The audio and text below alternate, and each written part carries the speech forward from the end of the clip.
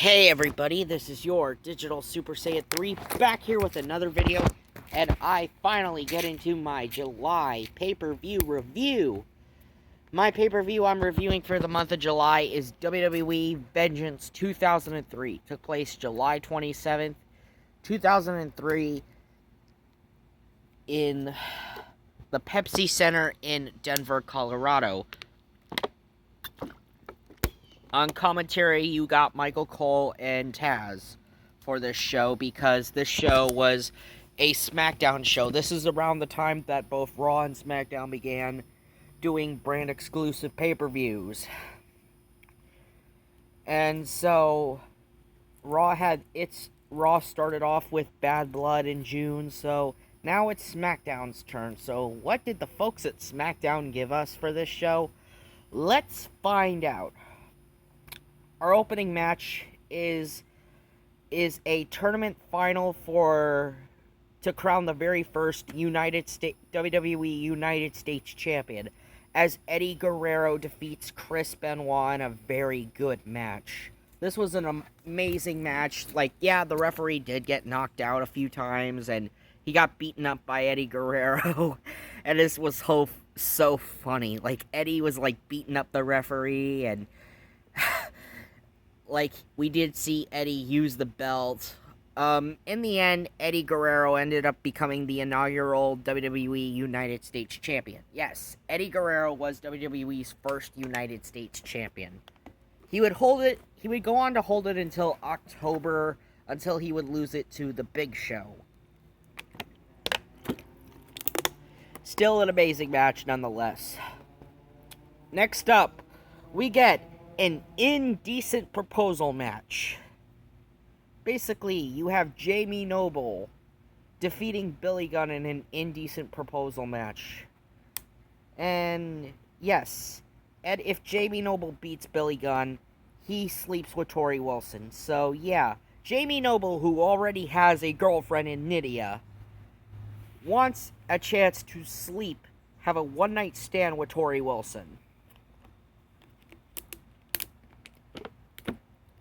And Tori's like, if you beat Billy at Vengeance, then you and I next Thursday on SmackDown would sleep together. So, you practically see Nydia get involved, and her and Tori, they do attack Jamie Noble. But in the end, Jamie Noble ends up beating Billy Gunn, and this match was not all that great. It was not a great match. Yeah. So, in the end, Noble wins. And yeah, Noble, before the match began, like, he came out with a briefcase, like, full of, well, you can guess what this was that he had in his briefcase. He had lots of sex toys in his briefcase. Yeah. Next up, we get a bar fight as the APA throws the APA Invitational. So, on the right side hand of the stage, you see what looks to be a saloon setup.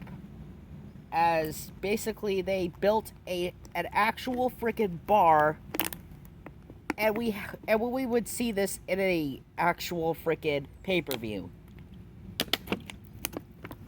You had the APA, of course, being the ones to host this invitational. You had Sean O'Hare show up on this show. Canyon was in this bar fight. Doink the Clown, Brother Love, the FBI, Matt Hardy and Shannon Moore, the Easter Bunny, and even Funaki got in on the action. So, yeah. Anyway, it all came down to Bradshaw and Brother Love, and Bradshaw ended up getting the victory. So Bradshaw was the last man standing, and he wins the APA Bar Fight Invitational. So Bradshaw wins the whole shebang.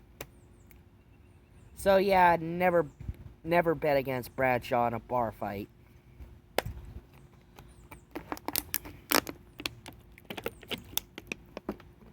Next up, we get a match we get a match for the WWE Tag Team Championships as Billy Gunn and Rey Mysterio reunite to take on the world's greatest tag team, Shelton Benjamin and Charlie Haas, the tag team champions. And this was a really good match. This was a really good match. And Kidman and Mysterio, yes, it was cool that we did get this brief moment. This was as close to a Filthy Animals reunion as we were going to get in WWE. Because, Conan, he's still on bad terms with WWE. He's in freaking TNA, so he's doing his thing in TNA. And as for Juventud, I don't know where Juventud was. I think Juventud went to Ring of Honor for a little while, and then he eventually went to WWE. I mean, he didn't show up until, I think 2005 when the Mexicals would form. So, there's that. Either way you slice it, a really fun tag team match. World's greatest tag team retain their titles. An amazing match. Next up, we get our second of 3 bad matches on the show. And this was Sable defeating Stephanie McMahon in a cat fight. And no, this was not a great match at all. Again, it's a match with Sable in it, and anything with Sable in it was going to be terrible, because Sable, for the love of God, couldn't wrestle, she could not talk on the mic, she was fucking horrible. Yeah, so anything with Sable in it was going to be terrible. And Stephanie McMahon, who basically, Stephanie wasn't a trained wrestler either, but, at least Stephanie could talk on the mic and actually could cut a decent promo. Hell, I think Stephanie's a better wrestler than freaking Sable. And Stephanie ends up losing when the A-Train comes in and runs her down. Yeah, A-Train comes in and attacks Stephanie while the referee was distracted with Sable. Then Sable went in for the 1-2-3. She gets the victory on Stephanie. Next up, we get a really, really, really good match following this, as we got The Undertaker defeating John Cena in a really good match. And I gotta say, I know it's not one of Taker and Cena's best matches they've had in their careers. Like Cena, you could say that the CM Punk match from Money in the Bank 2011 was his best match ever, and as for Taker, some people might say WrestleMania 25 against Shawn Michaels was his best match ever. Some people might say Triple H at Mania 28 was Undertaker's best match ever. That's debatable on which match in the Undertaker's career was his best match ever. Because for me, my favorite Undertaker match would have to be his match with Triple H at WrestleMania 17, but that's just me. That's just me thinking of my favorite Undertaker match ever. But overall, Cena and Undertaker ended up having a solid match here. Cena looked strong in the end, despite the fact that, even though Taker won, Taker had his insides busted up when Cena exposed the turnbuckle. Heck, this is the only time Cena ever came close to looking like an actual heel wrestler. But for the rest of his run, he remained a babyface throughout the rest of his run. So there's that. But anyway, yeah, this was a really good match between The Undertaker and John Cena.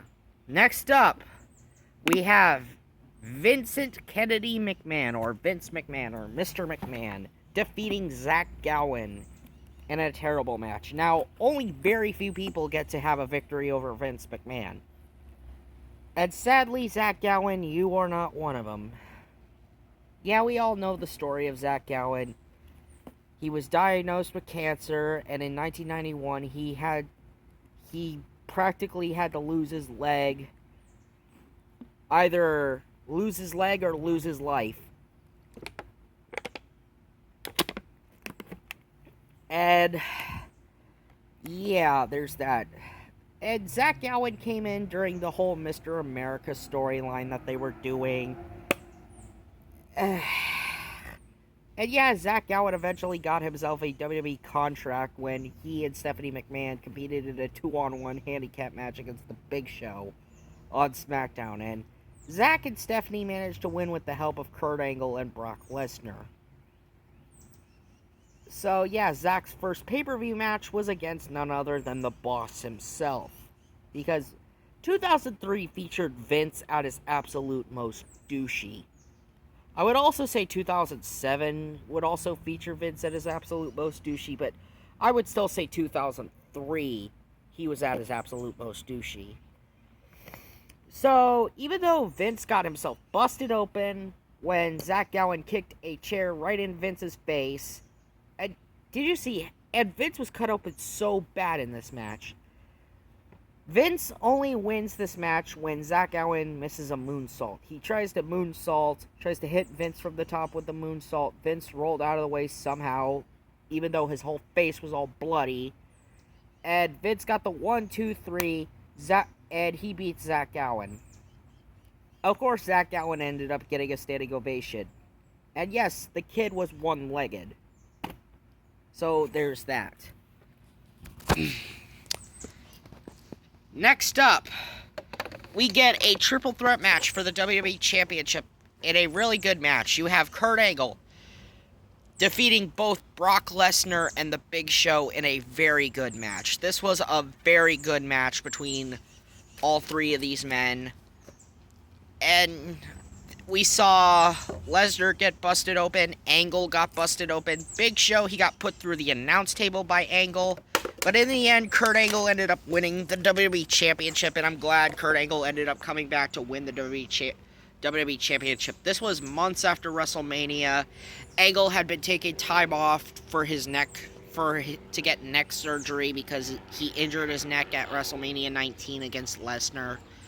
So there's that. I'm glad Angle came back and won the WWE title. And yes, this would continue Lesnar and Angle's feud, because Lesnar and Angle would have their match at SummerSlam, and then they would have that incredible Iron Man match on SmackDown. So there's that. Anyway, this has been your Digital Super Saiyan 3, and I will see you guys later for SummerSlam 2013. See ya!